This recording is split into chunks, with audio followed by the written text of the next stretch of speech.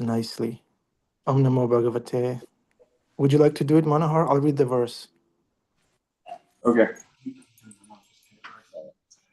Om Namo Bhagavate Vasudevaya.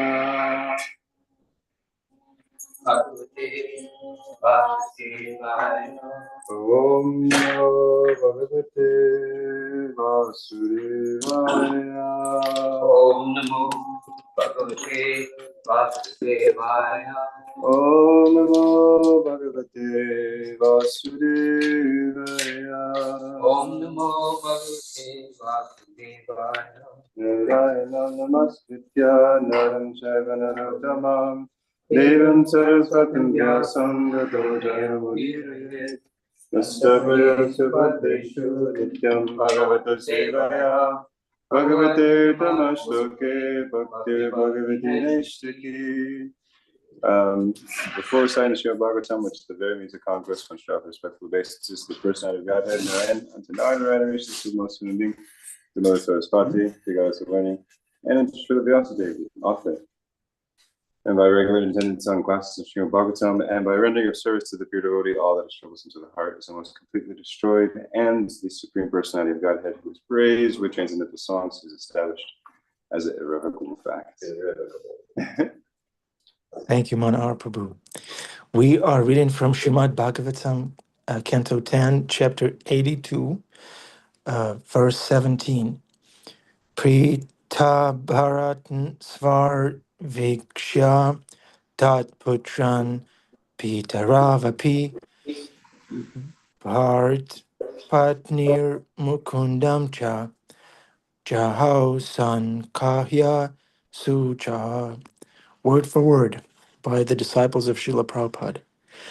Prita, Kunti, Bharatan, her brothers, Shvashi and sisters, Viksha, seeing, Tat, their, Putran, children, Pitaro, her parents, Api, also, Bharatu, of her brothers, Patnihi, the wives, Mukundam, Lord Krishna, Cha, also, Jehau, she gave up, Sankatya, while talking, Suchaha, her sorrow. Translation. Queen Kunti met with her brothers and sisters and their children, and also with her parents, her brothers' wives, and Lord Mukunda. While talking with them, she forgot her sorrow. Purport. Even the constant anxiety of a pure devotee, apparently just the opposite of the impersonalist's Shanti, can be an exalted manifestation of love of God, as exemplified by Srimati Kunti Devi, the aunt of Lord Krishna and mother of the Pandavas. This is the verse. Okay. Wonderful. With your permission, and then that'll be hard, we can try to speak something to this verse. If you like, I can offer some invocation prayers. Then Yes, please. Okay. Om Gyatvidam Dasyam Gilanjana Salakaya Chakshurvidanyena Tasmai Shri Gurave Namaha Shri Chaitanya Manobishtam Stapitam Yena Bhutale Swayam Rupa Kadambayam Dadanti Swapadantikam Vandeyam Shri Guru Shri Yuta Padakamalam Shri Guru Vaishnavam Shram Shri Rupam Sarvajata Sahagana Raghunatam Vidam Tam Sujivam Sadvitam Savadutam Virjana Shri Chaitanya Devam Shri Radha Krishna Padam Sagana Vidita Shri Vishakam Vitamscha He Krishna Karuna Sindhu Dinavantu Jagapati Gopisha Gopika Kanta Radha Kanta Namostute Tapta Kanchana Urangi Radhe Vrindavaneshwari Vrishabhanu Sute Pranamami Te Vanshakapatarubhyascha Kripa Sindhubhya Kacha Patitanam Bhavanito Vaishnavebhyo Namo Namaha. Shri Krishna Chaitanya Prabhu Nityananda Shri Advaita Gadadhara Shri Vasari Gaura Bhaktavinda Hare Krishna Krishna Krishna Hare Hare Hare Rama Rama Rama Hare Hare.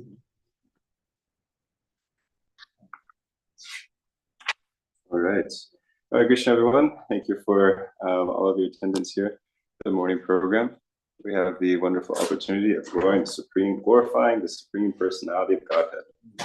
So we are again reading from the 10th canto, chapter 82, text 17. I'll read the translation, and since it's a short purport, I'll read that again as well.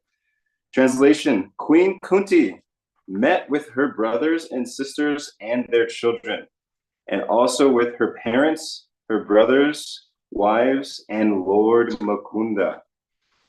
While talking with them, she forgot her sorrow.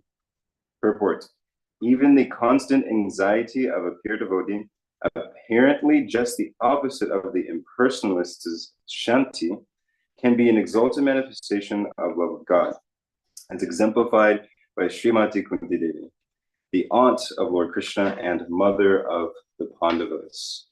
So to begin our session today, perhaps we can give a little bit of background to the exalted position of Queen Kunti. Queen Kunti is the mother of the 5 Pandavas, King Yudhisthira, Bhima, Arjuna, and the 2 twins, Nakula and Sahadev. Yeah, Nakula and Sahadev. And so these 5 Pandava brothers are the dear associates of Lord Krishna. As we know in Bhagavad Gita, Arjuna is the charioteer of Krishna, the charioteer of Arjuna.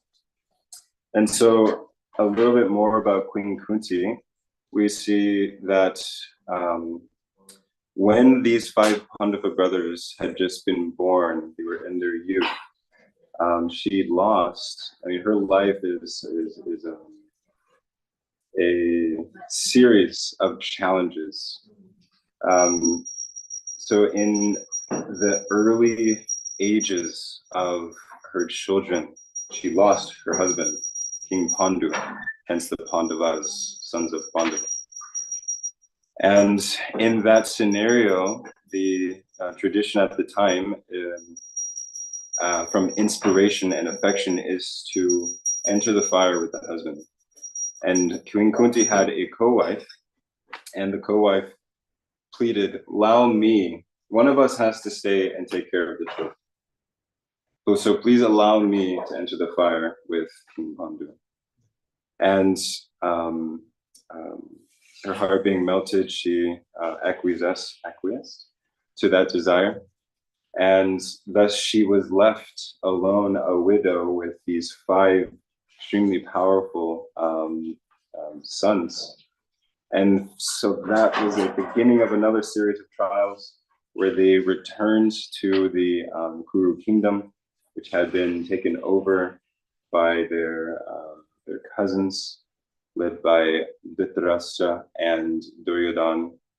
And from that point, King Kunti had to suffer seeing her children be animically attacked again and again. Duryodhana plotted all kinds of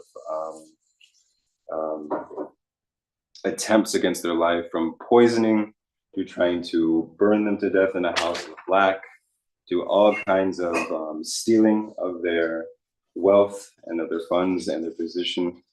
And so she again and again had to go through these challenges of the heart, these difficulties. And so we also know Queen Kunti very famously in the 1st canto of the Srimad Bhagavatam, in which she famously offers these prayers. We've just given a drop of the various external challenges that Queen Kunti has faced. There are many, many more, as nicely elaborated in the Mahabharata. But in the 1st canto, she almost inconceivably, although going through so many of these difficulties, as Krishna is leaving, she offers these wonderful prayers. And one of these prayers is a request that Krishna, please send these calamities again and again, because, not because she's a masochist, she just enjoys saying no. She says, because whenever there is difficulty, I remember you and you are present. So I'm willing to go through whatever it is so that we can be in your association, Krishna. This is her resolute determination. And so we see here in this wonderful kind of reunion in the 10th canto between so many tribes, that today it says Queen Kuti met with her brothers, her sisters, their children, and also her parents, her brothers, wives, and Lord Mukunda himself. By so many circumstances, she was separated from all of these relatives, and most of all from Lord Krishna. And so nicely, the purport explains that even the anxiety of a devotee is a form of spiritual bliss.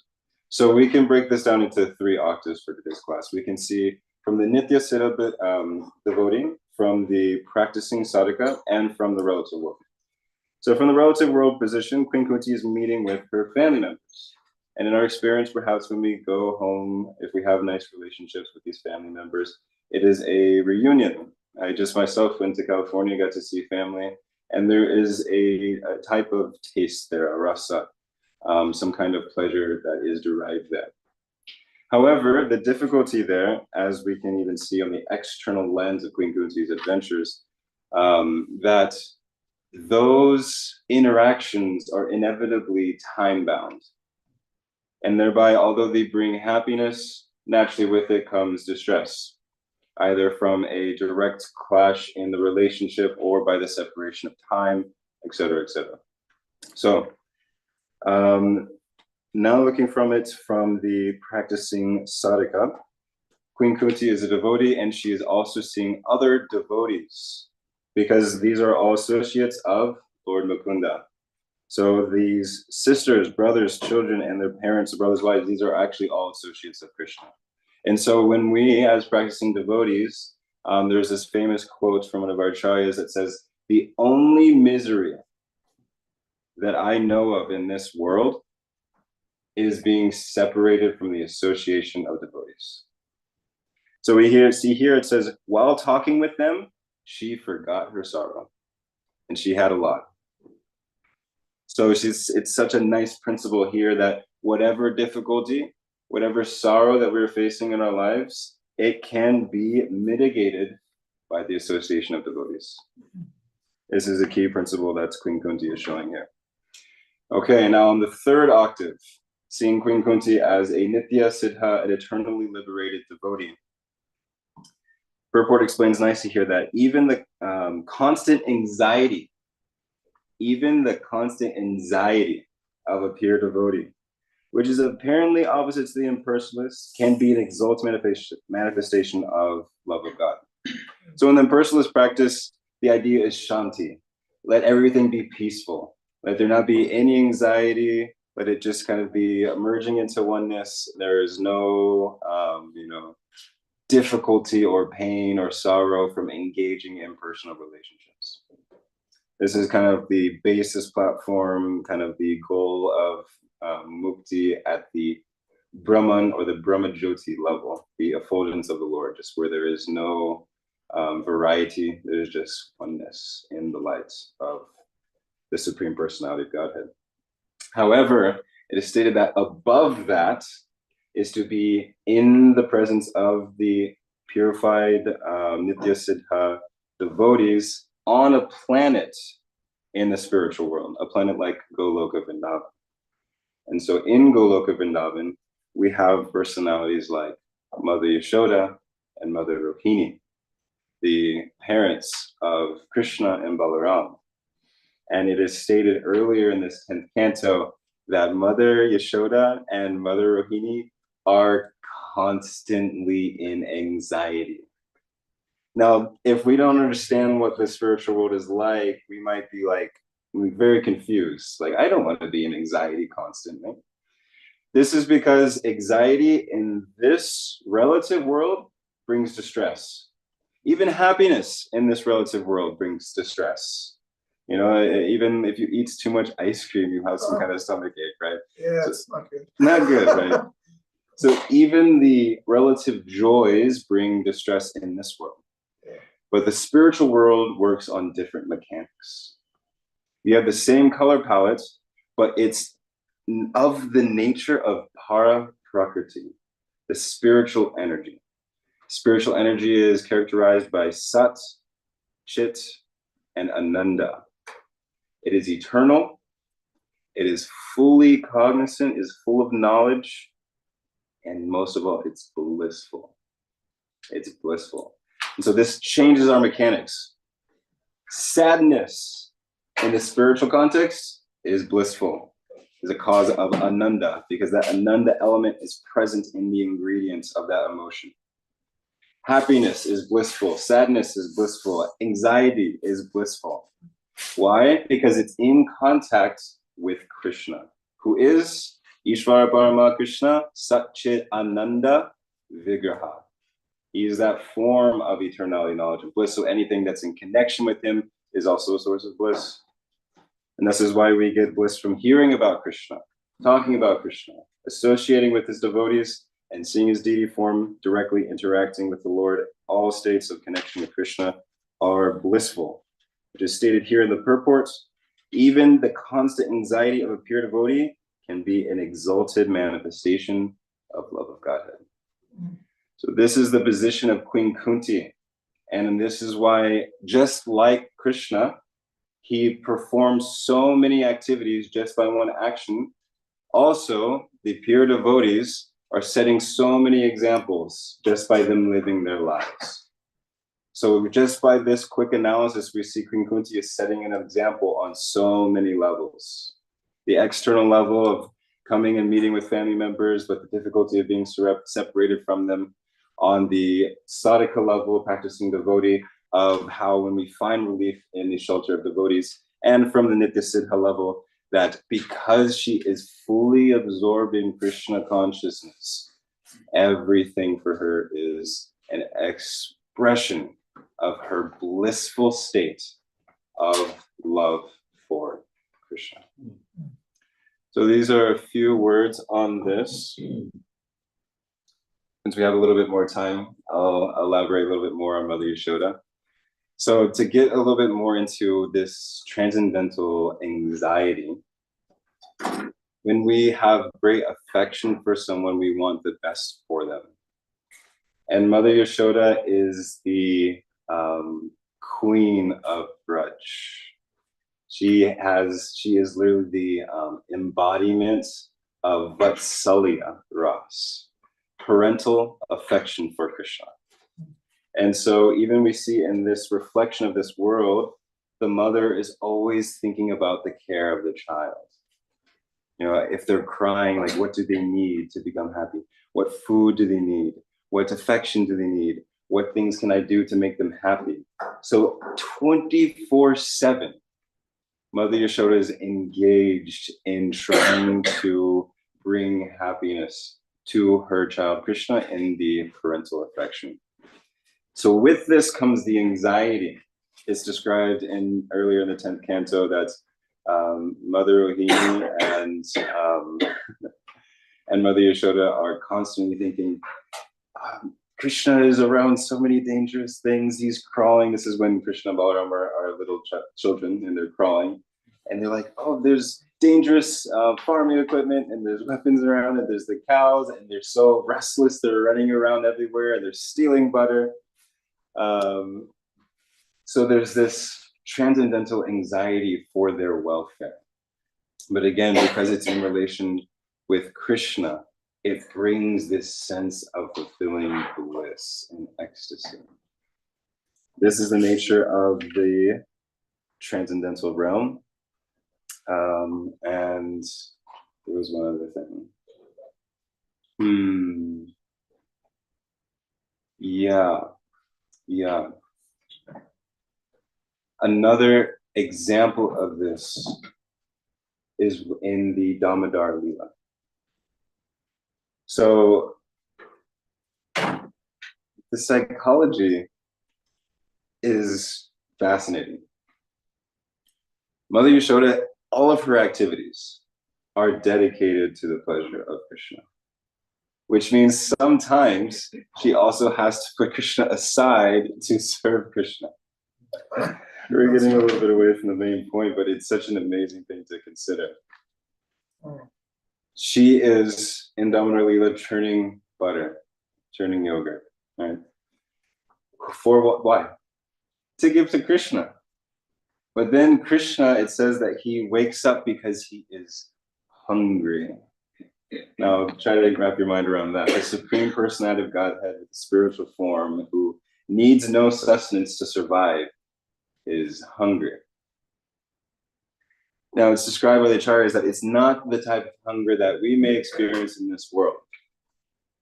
What he is really hungry for is the affection, the bhakti. Patram pushpam phalam toyam yome bhaktya prayachati taraham bhaktya prayata ashtami payatat manaha. So in that verse, bhaktya is mentioned twice.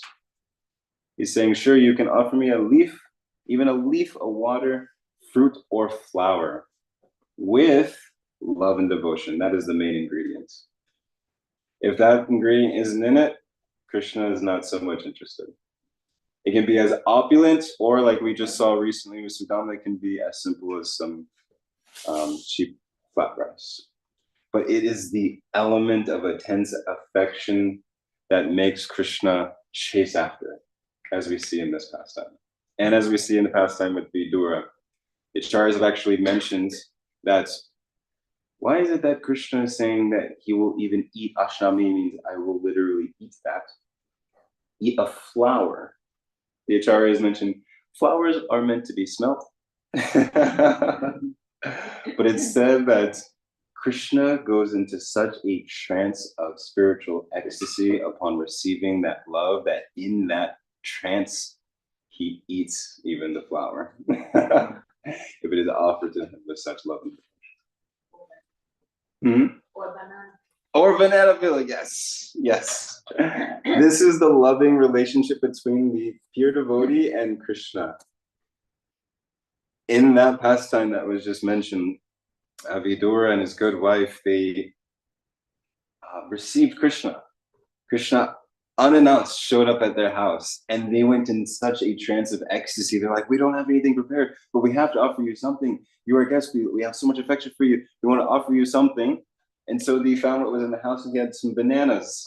And so they got the banana, and they were in such a trance of ecstasy that they threw out the actual fruit parts of the banana and offered the peel to Krishna. This is wild, and it shows that it's not negligence, it is intense, overwhelming affection. Because as we see in our practice here, we are very particular, very intentional. The prasadam and the offerings, the bhoga, the plate has to be made in such a certain way. It has to be, certain preparations, has to be offered at the right time. This is the Vaidhi Bhakti we are practicing. But in this perfected stage, it's at such an intense level that they have all intention of executing it to the best of their ability. But because that volcano-like eruption of Krishna Prema is soaring from their hearts, it overwhelms their minds, and then unknowingly they offer even a banana peel instead of the banana fruits. And Krishna, in the receiving end of that, it shows the quality of Krishna. He's not thinking, why are you offering me a banana peel? Like, don't you know I'm the Supreme Personality of Godhead? You should be offering. No, he has no mentality like this. Because the only thing that he really wants is that love and that devotion. And because Vidura in this example is offering such intense devotion, he is overwhelmed by that love. And in a trance, he eats that banana peel with great relishment and unbounding gratitude. So that, coming back to the Damodar pastime, Mother Yashoda is churning the yogurt for Krishna. Krishna comes out hungry for that love and stops that churning and asks Mother Yashoda for her milk. And so, overwhelmed with affection, she offers, and just before that, it's described very nicely that even while Mother Yashoda was churning, she was singing praises of Krishna. And in the purport, Srila Prabhupada states that this is an excellent example for those who are practicing Krishna consciousness. That for one who wants to become fully absorbed, in the past they would have poets who would poetize these activities so that they could think about them always in song form. And so Mother Yashoda is exemplifying by singing these wonderful pastimes. It says that Mother Yashoda did not want to forget the qualities and glories of her son even for a moment. So she was singing the glories of the different pastimes with Putana and other various leelas. And so already she's absorbed, she's serving Krishna, and Krishna himself comes. And now she's feeding her baby child. That's her whole goal, is to bring happiness to her child. That's why she's turning the butter, that's why she's feeding Krishna. But at the same time, the milk that's on the stove bubbles over and enters into the fire. And what was that milk meant for? It was meant for pleasing Krishna. Mother Yashoda is thinking, my child is so restless, he's going to so many houses and stealing the butter. Let me try to myself make some preparation that will satisfy him. So this milk is also meant for Krishna, but she's also feeding Krishna currently. So Prabhupada mentions nicely that sometimes we have to choose which service to Krishna to do. You have to do one thing before the other. So in this case, Mother Yashoda even puts down Krishna to serve Krishna. She stops serving Krishna to serve Krishna. This is the amazing transcendental paradox of the spiritual world. And so in this instance, Krishna being separated from that, all of these different emotions are being expressed. It says Krishna has feigned anger and breaks the pot and runs off. And so Mother Yashoda, coming back, sees this and is, there's so many nice descriptions of the emotions and the followings, and her thinking, I have to, find my restless child, make sure he doesn't get hurt. And then there's this huge, wonderful scene that I'm sure you all have heard. She's chasing Krishna. Krishna's feeling so much fear, and she is having to, as a parent from love, give guidance, thinking she has to give guidance to her child. And all of these rasas is the science of relationship with Krishna. In the material world, these rasas can bring a variety of pleasure and distress. But in the spiritual world, that variety just brings different flavors of bliss. And so when Mother Yashoda sees her son crying, she throws away the stick and consoles him. And in so many pastimes like this, there are these exchanges of love, just like the one in today, where Mother Kunti expresses her heart in such nice ways to her family members and to Krishna throughout the Srimad Bhagavatam and here today. And there's one other point I wanted to make. This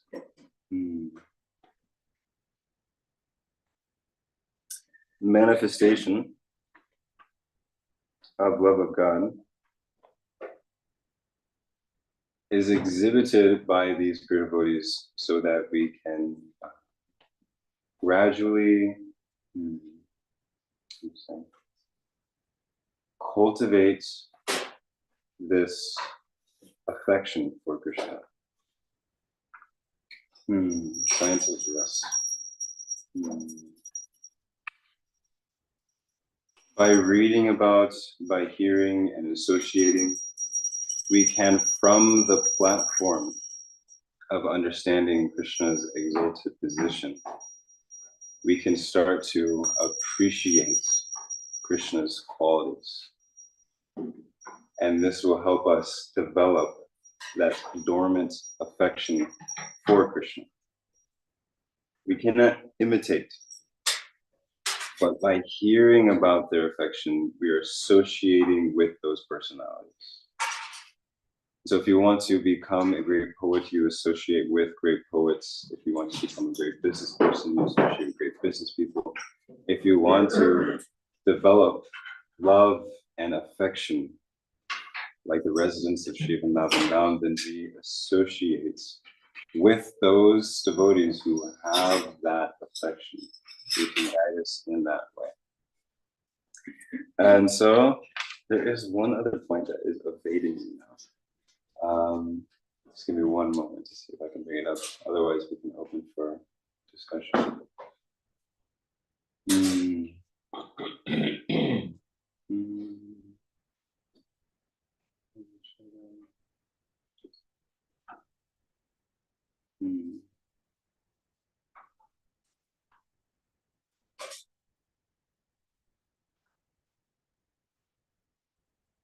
Yeah. One other pastime that comes to mind is I remember. Okay. So in CC, Chaitanya Charitamrita, there's another instance of this. Sri Chaitanya Mahaprabhu, who is none other than Krishna himself, who comes into the planet to offer the topmost reward of Krishna Prema very easily just by the chanting of Krishna's names.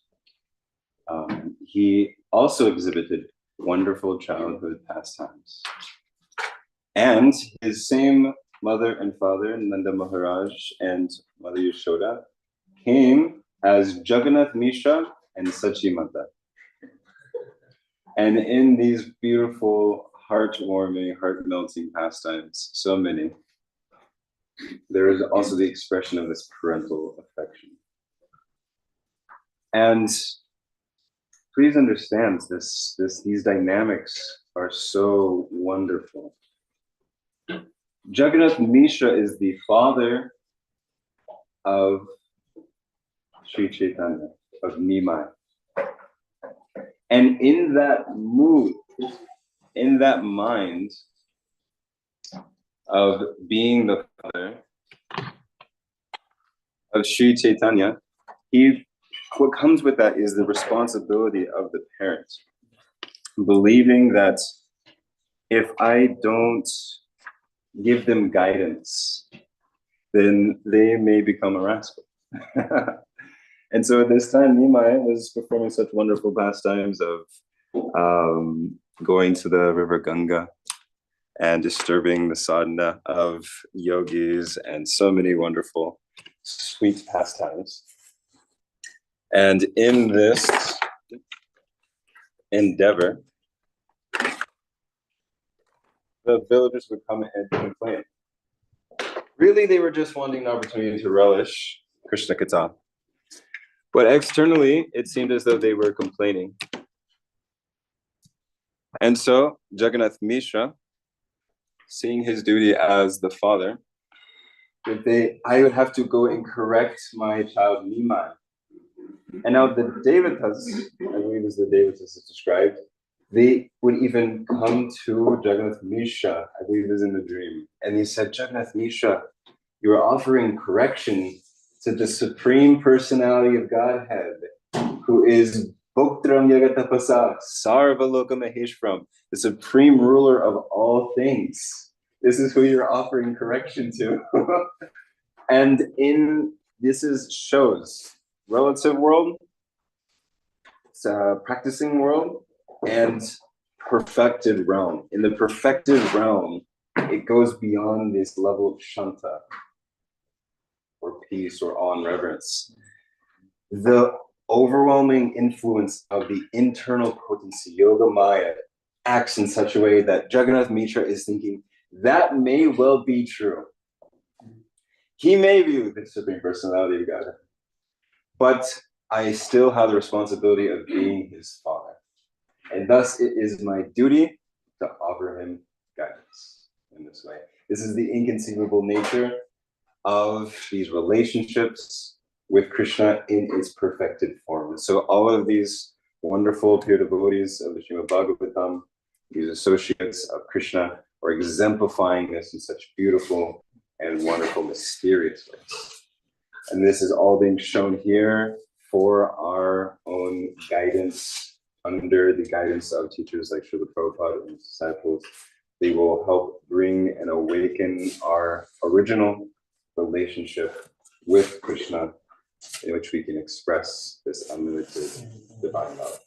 So thank you very much, everybody, for that ad hoc class on the Srimad Bhagavatam. I know we have gone a little bit over time, but if there are any questions or comments or reflections, I would be very honored to receive them. Otherwise, I will hand it over to you, Ananda Bihari Prabhu. Thank you, Manohara Prabhu. You're such a surrendered soul. You gave such a wonderful class without preparation. I mean, you can't really tell because your whole life is preparation for class. So thank you. Genevieve Harrison once said that she had this realization that as soon as you sit down to give class, your whole life sits down next to you, and everyone can see what your life is like. So Manohar Prabhu, thank you so much for channeling Bhakti Yoga through your class. Thank you. Okay, time to reflect. My question was, does Krishna ever experience anxiety? Maybe running away from Yashoda? Is that the only instance of Krishna being in anxiety? Good question. Or Manohar, when Krishna's son got kidnapped, remember Pradyumna got kidnapped by a demon. Was Krishna in anxiety then? Krishna is very mysterious. So I wouldn't be able to say for sure. I'm sure that there are other more qualified persons who know. But it is described in the past time you mentioned when Mother Yashoda was chasing after him, that he did actually feel fear. And I've heard this from lectures that it wasn't feigned. It's in our Dhammarasakam, it's saying how wonderful it is that fear itself is afraid of Krishna. But in this instance, for the sake of experiencing rasa, of experiencing the loving reciprocation with his devotees, even he was experiencing fear of his mother. So it's not like the fear that we experience in this world. We should never confuse the two. But this is a transcendental fear for the sake of experiencing that loving mela. And earlier, it described that Krishna was anxious. When he was stealing the butter and feeding it to the monkeys, he was looking around his shoulders anxiously, wondering, afraid that his mother was going to appear. And so we see these different rasas in this world, but it's in this perfected form in the spiritual world. And in the spiritual world, it's all for the sake of exchanging these mellows of love. So yes, Krishna experiences transcendental anxiety. Krishna Chandra posted a question in the chat. Would Krishna feel some transcendental anxiety from separation from Radharani, the separation and union Leelas? This is extremely above my pay grade, but from what I've heard in various lectures from authorities, yes. Yes. Intense vipralamba, love and separation. Yeah, and I think in this very chapter, Krishna is going to describe to the gopis that we're not really separated. Yeah, but we'll get to there, Krishna Chandra. Stay tuned. Stay tuned. Thank you, Manohar Prabhu. Questions? Yeah, John Bhavan. Yeah, looking at we met quite a good point. We can't hear you. I'm sorry. Yeah. I'm sorry. What's your name? Manohara. Manohara was mentioning about going home to his family. So it brought me. I've accustomed over the years many times about the association of devotees in the family. At one point, does Krishna recommend devotees to leave the family in totality?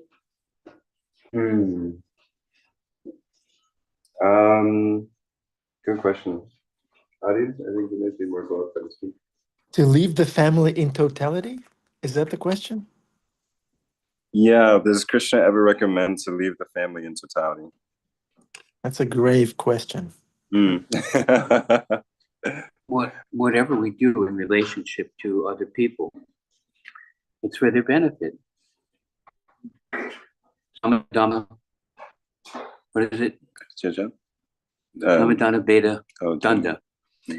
We're trying to encourage people to come to Krishna. And sometimes we use sama, sweet words, philosophy. Dana, sometimes we offer an incentive. Beta, sometimes even a parent will be, beta means you leave them alone. For their benefit, you'll give them the silent treatment. Danda, the last one is you use the stick, which is not recommended so much, Sama beta danda, sama dana beta danda. So there are different things we might do out of love for the sake of helping someone, guiding them, correcting them, and bringing them to Krishna. Not what you do, it's why you do it, and Krishna will show us. Sometimes there has to be a little separation. But there's never a lack of love. Even the father who chastises the child, like Lord Chaitanya's father, Jagannath Mishra, he's doing it because he loves his child. That answer that question okay, John? Yeah, it's. You say, does Krishna sometimes ask you to be separated from someone, even a family member? Yeah, he might. No, But it's not because of selfish motivation, but because of care for them and affection for them. Yeah, I guess that would be considered. There's a little pain that has to happen in life in order to grow. Would that be what you were trying to answer?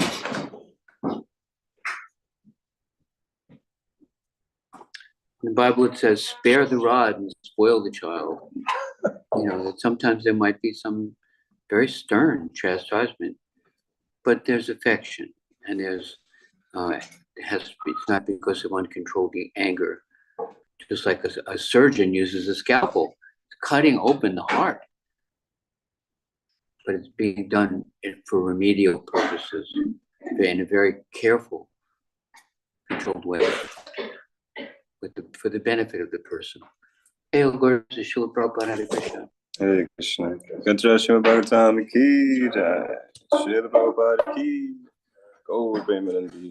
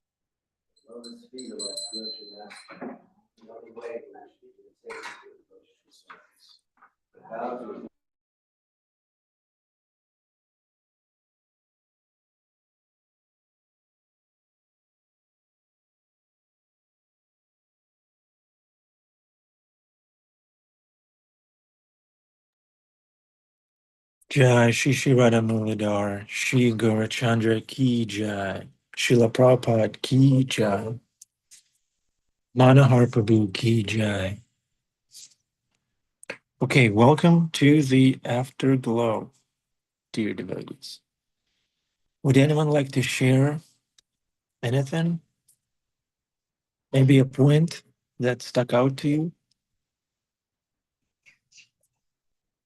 I have Jeffrey Eckler and Stephanie. Okay, there they are. Okay, Stephanie, get ready. Jeffrey Eckler, please go. Hare Krishna, thank you. In the verse,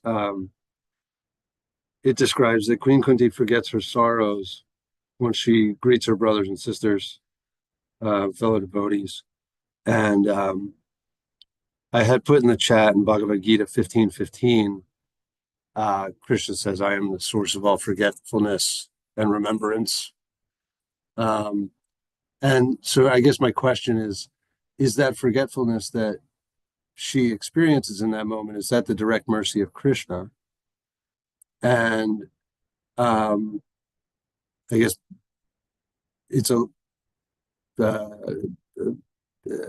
predetermined kind of answer because it's in the verse. Like the forgetfulness definitely comes from Krishna. So I just wonder, in our lives, and I don't know what anybody else has lived, but I definitely have had moments in my past where there have been attempts to impose forgetfulness on myself by myself through consumption or distraction. And so it's, I guess, an interesting point to me that this absorption in our association, just like Manohara was speaking about going home and seeing loved ones.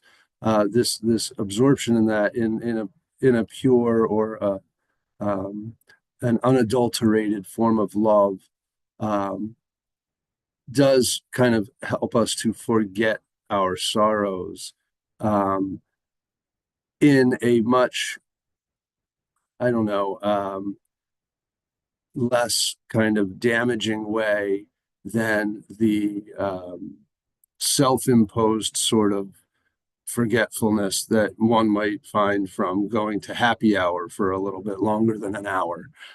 Um, you know what I mean? So it's it's a beautiful thing that, and I have, I think, personal experience with that kind of um, that association actually overcoming psychological or physical discomfort. Um, and I'm just wondering if that's a shared experience and if that is the mercy of Krishna. Yes, Jeffrey Eckler, Prabhu, as far as I'm concerned, absolutely 100%. It's at the higher taste that replaces naturally, without any artificial imposition. It replaces all the lower tendencies, which entail pain.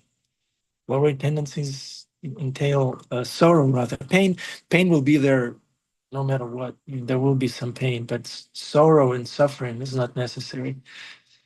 And these are the things that are getting replaced by higher taste without dismantling our life, unlike the other types of addiction. We're not losing anything. The What do we pain have to seems to lose? be there more and more the older and older Yeah, yeah, yeah, yeah. But if the class is playing, if the service is going, Prashadam is awaiting, then we can go through pain, no problem. If you're holding my hand, Jeffrey Eckler, I can go on that hospital bed, no problem. Just play some class for me, read some Bhagavatam, spoon feed me, and I'll happily check out. There's no anxiety about that. At least, I mean, yeah. I have a spoon. Yeah, please. I'm ready. Yeah. Hare Krishna. Thank you, Prabhu. Thank you, Jeffrey Prabhu. Thank you. Okay, Stephanie. Hare Krishna.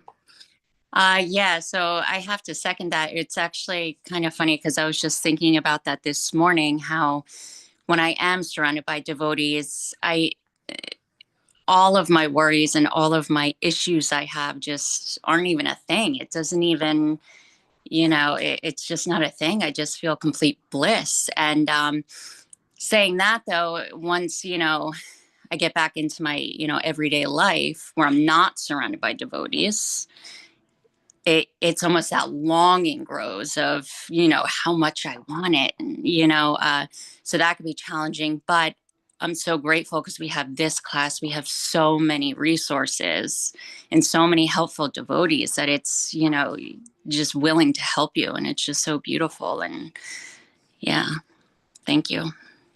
Thank you, Stephanie. I feel the same. Thank you. Okay. My wife is asking if I'm checking out today. So not today. I'll pay this month's bills, and then whenever it's the time. Madam Gopal Prabhu. Thank you, Krishna. My business to all of you. The lovely discussion. I like this topic of pain and suffering. It's an interesting topic because pain is inevitable, but suffering is optional. You see. So, like Stephanie, you said, and I think Jeffrey Eckler also, you really elaborate nicely that when we are in the company of devotees, the pain may still be perceptible, but the suffering is almost gone, you know.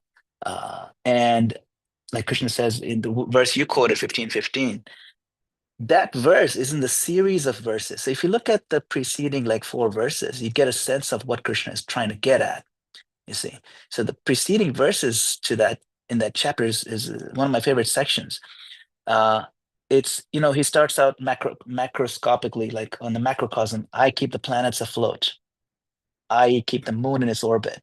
and then the rays of the moon go into the vegetables, and then you eat the vegetables. So I am that food, and then you eat the vegetables, and I am the fire of digestion. So I'm playing a direct part in macroscopic as well as molecular digestive level, and then I go into your heart and I nourish your body and everything, and then I also enter your heart, and I'm the one who's causing your knowledge, remembrance, forgetfulness. So I facilitate your functioning in the material world. So that's the context of that particular verse. You see, the context of Queen Kunti's, she's saying that I forget the distress when I'm with you, things like that. That context is somewhat, you can say similar, but it's also slightly different. That she's glorifying the association. When I'm with you, I forget all my pains. It's a different forgetfulness. It's not the forgetfulness that's required to function in the world, without being totally traumatized. It's a different level. It's almost like a romantic forgetfulness, you see. And so it's a different level. It's a transcendental forgetfulness.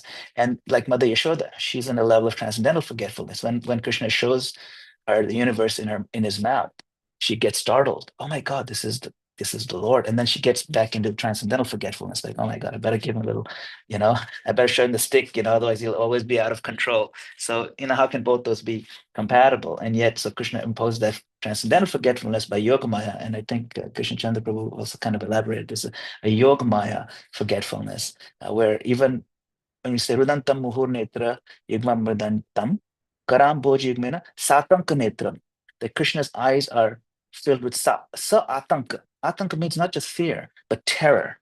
Atankavad means terrorism. So sa atanka, the fear in his eyes is so real and so intense that he's terrified of Mother Yashoda and he's running away. And those tears are very real. So that is again Yogamaya, that he is allowed to cover himself by. So Yogamaya controls him, of course, under his supervision. So it's like, wait a minute, he is supervising Yogamaya, and yet he comes under Yogamaya. He says, yes, I'm supervising you. Now I want you to make me forget who I actually am in one sense. Now that begs the question, or it makes us question, who is Krishna then? Which is the actual reality? Is his filled with fear just a drama and he's pretending, or is he actually feeling the fear? And he is. He is genuinely feeling it. He's trembling. He even feels our pain when he's trying to resonate and try to understand us. He feels our pain. So that is an important consideration, that Krishna's feelings are what ultimate reality, because he's absolute truth. So what is real?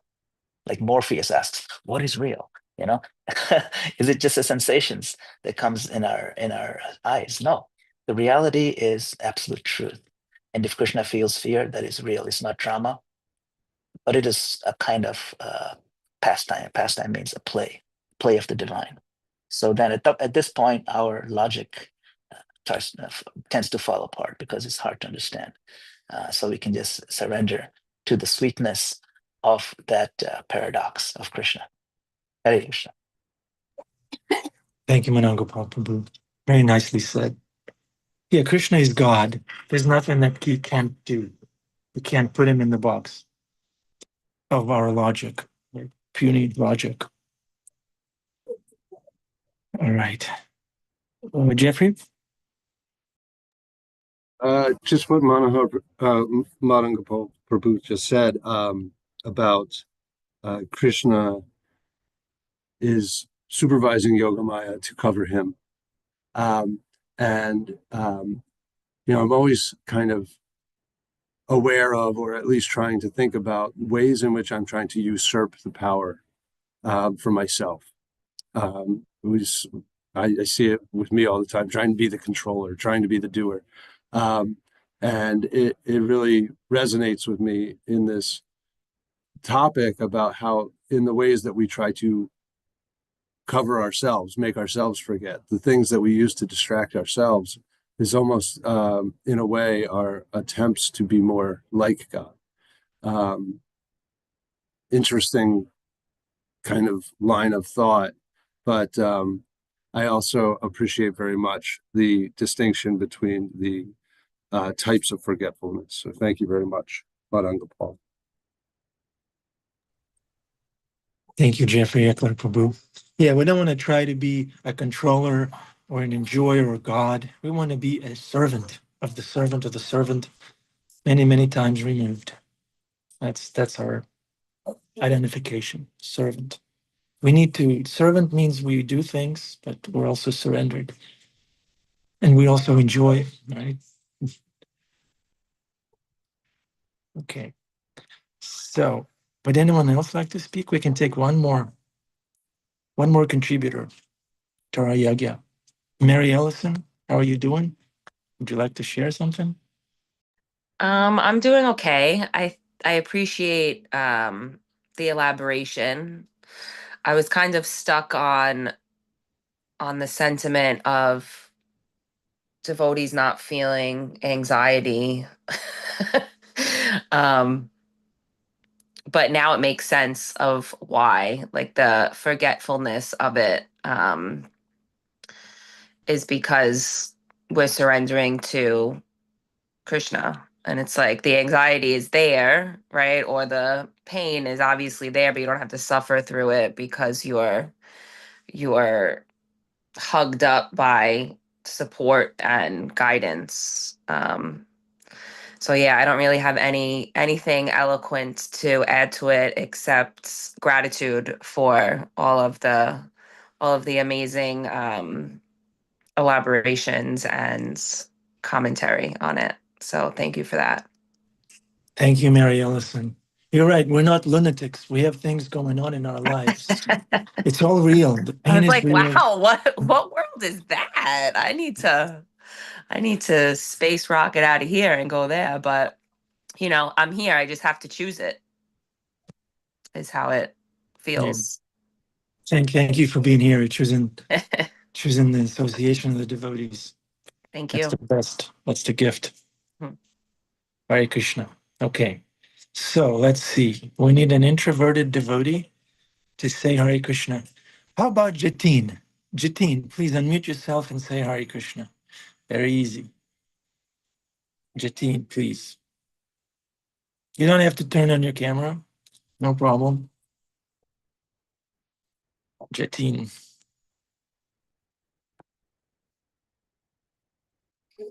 Where's Jatin? Okay, Jatin is not available. Let's see. Neha. Neha, please say Hare Krishna. Hare Krishna. Wasn't that ecstatic? Thank you. Thank you very much. Thank you, dear devotees. Have a wonderful day. Stay warm. Stay surrendered. And come again tomorrow.